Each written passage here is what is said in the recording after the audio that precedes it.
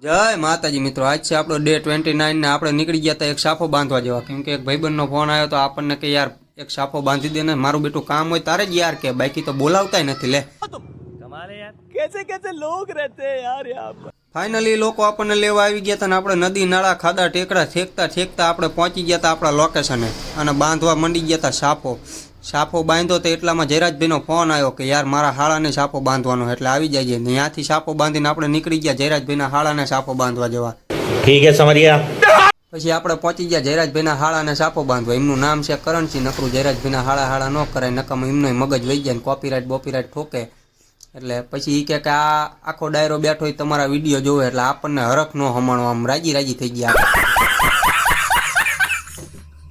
પછી ત્યાંથી આપણે ખાંડીપોરે આવી ગયા. ઉદભા કે આપણને વિડીયોમાં લઈ લો, બાકી બેઠા ને ગબ્બરસિંહ ગોણે. વાહ શેરસિંહ વાહ.